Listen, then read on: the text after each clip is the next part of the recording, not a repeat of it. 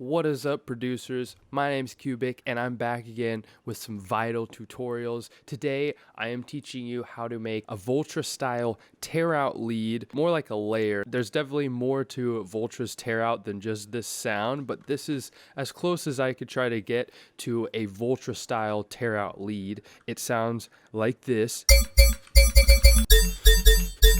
So just that lead with some nice processing and maybe some other tear out layers should give you a really cool future tear out sound, at least put you down the right path to creating your own style of future tear out. So that's what we're going to be going over today. Stay tuned to find out how to make it.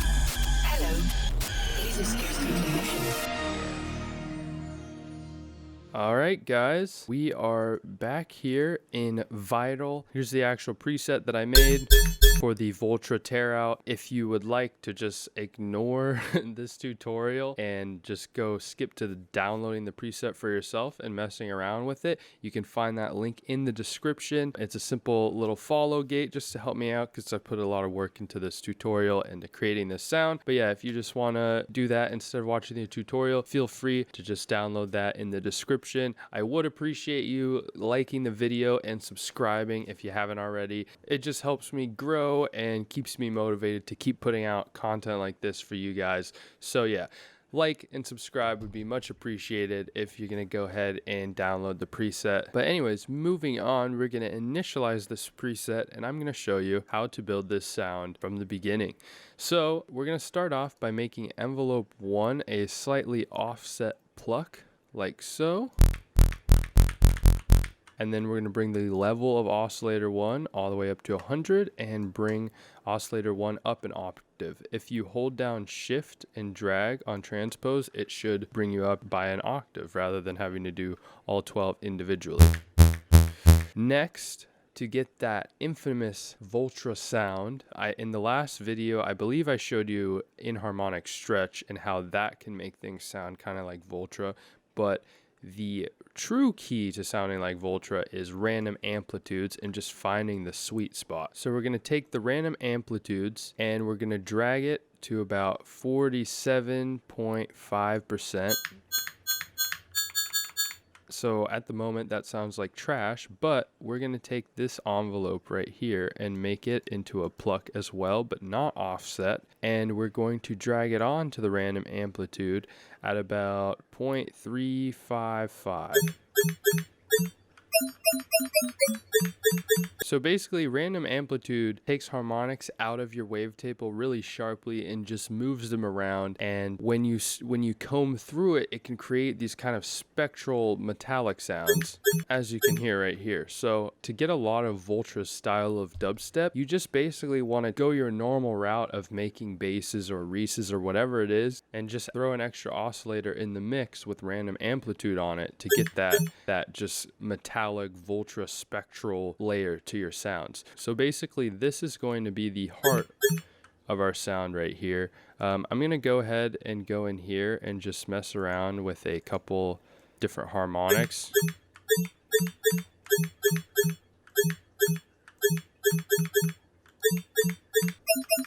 And so yeah, that should be good. You can pretty much do it with any wavetable. I just kept it with the saw and just added some harmonics to the saw. Next, what we're going to do is add the random 1 LFO to the tuning of the first oscillator, as well as the other 3 oscillators that we use. Basically, this will just make every pitch slightly different whenever you hit the notes, and it's just gonna add some variation because when you're doing tear out, there's a lot of notes in every phrase, and so it's nice to just keep every hit sounding slightly different, slightly unique. Next, we're gonna add a second oscillator.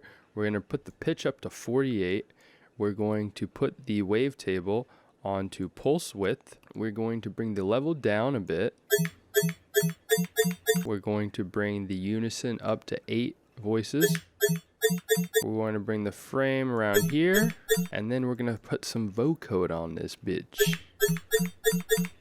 This is about right here. We're going to drag envelope 2 on, and we're going to bring envelope 2 to about 0.90 modulation.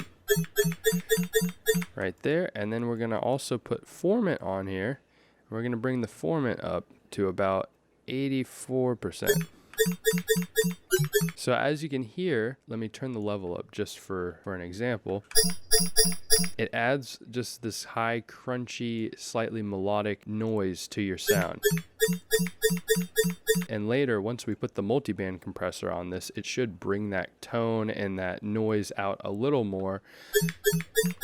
It's very subtle, but it really does add to the sound. For those of you who are newer to sound design and trying to still figure out your sound, it really helps to go beyond just making a cool bass in one oscillator or using another oscillator to FM, but to really start going into your sound design with the mentality of using all the different oscillators to add more layers and depth to your sounds. And that's something you see a lot with Voltra sound design. But moving on, we're going to enable the third oscillator now. We're going to put the wavetable on the basic shapes sine. Now this is going to be our sub. And it sounds good just having it as a sine wave, to be honest, but I want a little more grit to our sound. So I'm going to go into the wavetable editor and just add some jagged edges in here. Make things a little more square, give us a little more grit.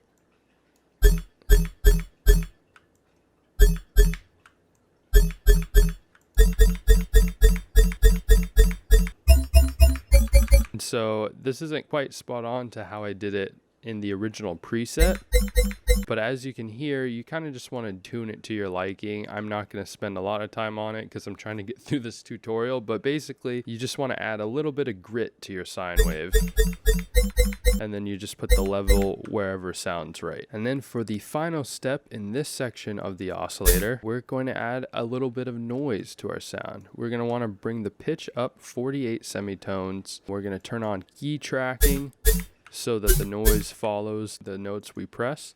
Then we're going to put it onto the grinder preset. Now if you want, you can set it to be a random spot every time, so everything's even more unique. And we can even bring the random LFO onto the tune of all 4 oscillators. Now before we finish with the noise oscillator, we are going to map the level to envelope 2 at whatever sounds nice. Probably gonna bring it up a bit higher. And then boom, there we go. Now we have just a slight little noisy crunch to our sound. If we want, we could even bring it up a little more, so it's just a little more present. Now there's not really anything else to do in this section of the oscillator. We're going to move on to the effects now, where we're going to bring out some of the different tones in the sound we've created and add some space to our Voltra future TEAROUT leads. Starting off, we're going to add some reverb to our sound, because Voltra's sounds very much exist in this spacey kind of energetic, in your face, but also you can hear that there's just a lot of some sort of reverb or something on Voltra sounds, just really creating that just energetic, huge ambiance. And so in order to do that, we're going to put the reverb first, so that later when we put the compressor on, it kind of pulls out some of that reverb in our sound. So to start things out, we're going to bring our mix down to 0, and we're going to map it to envelope 2, like around this area, 0.550. Now we are going to macro this so that you can choose to bring on the reverb however high you'd like. Boom, verb. And then we are going to bring the time down to around here. We're going to bring the size down to around here. I mean, this is all pretty much just customize it however you'd like, but this is how I did it. Bring the chorus down. For the high cutoff, we're going to bring it over here, and we're going to bring the gain down like this. And then for the low cutoff, basically we want to make this like hump, kind of cutting off the lows and the highs, so it's kind of dim and it's not putting too much reverb on the sound, because like I said earlier, we are going to be putting a compressor after this, which will bring out more reverb, and so we don't want it to be obnoxious. But again, it is all up to you and just the context that you're placing it in and how you like things to sound. So next, we are adding on the multi-band compressor in Vital, which is pretty much like OTT. We're going to bring the attack up here because these are tear out leads, so that transient, we really want it to punch. We're going to bring the release up as well because we have reverb after, and so we don't want the tail to be obnoxious. Like if I turn it down, that's a bit much. So we're going to bring the release down like that. We're going to turn the low end. Actually, the low end sounds fine right there because I did change it a bit.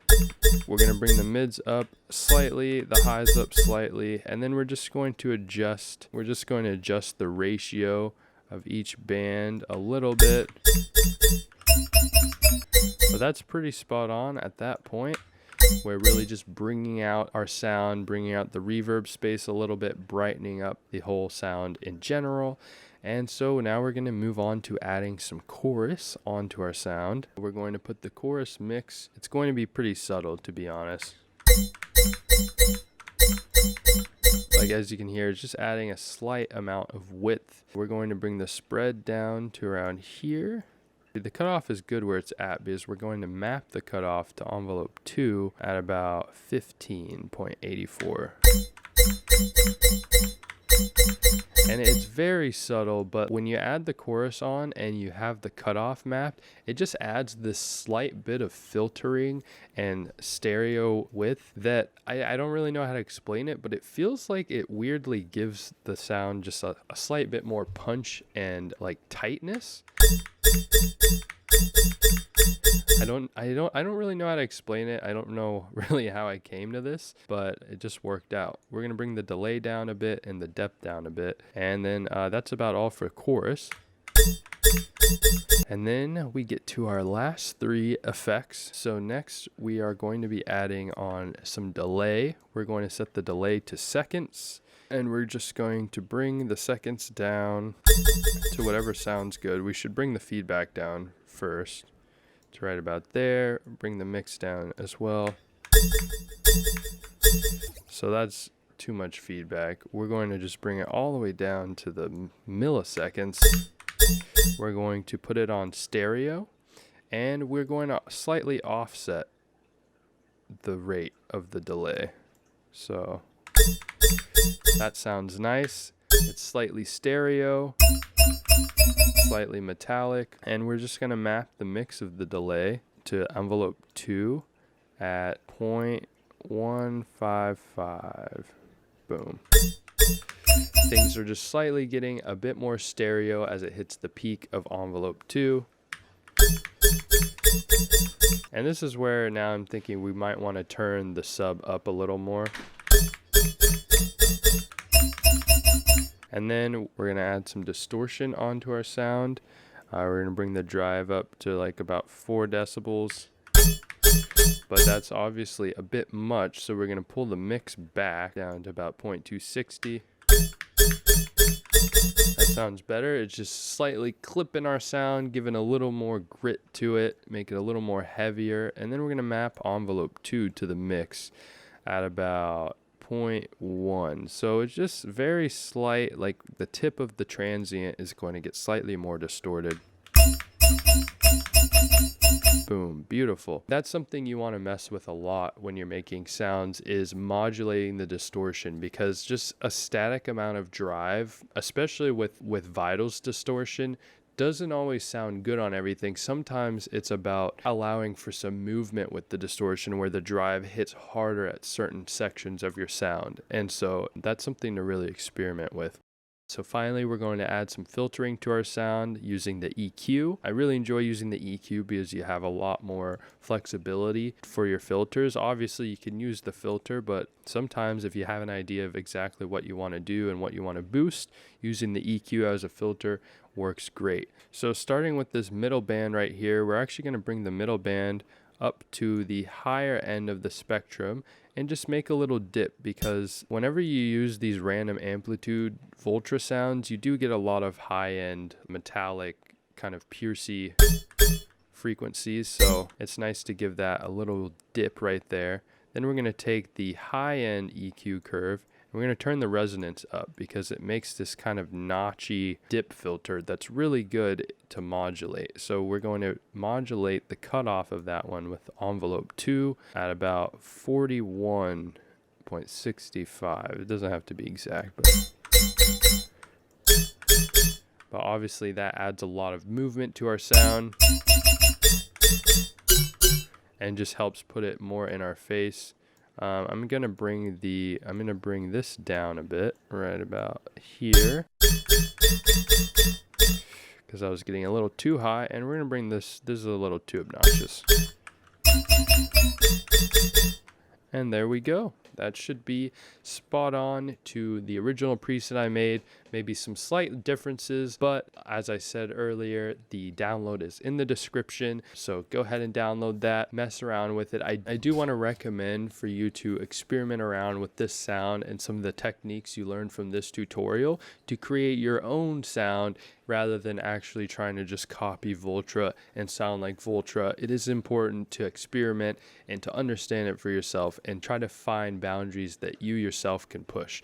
So with that being said, I hope this tutorial was helpful. Please leave a like and subscribe if you enjoyed this video and you want more like it. Comment down below more artists you would like to learn how to sound like and like me to break down their sounds for you, or any other cool Vital tutorials you'd like from me. Also in the description below, I've got a beautiful Discord community that I've been building over the past couple months, and we'd love to have you join and participate in the community, and hopefully you can learn some stuff, make some new friends.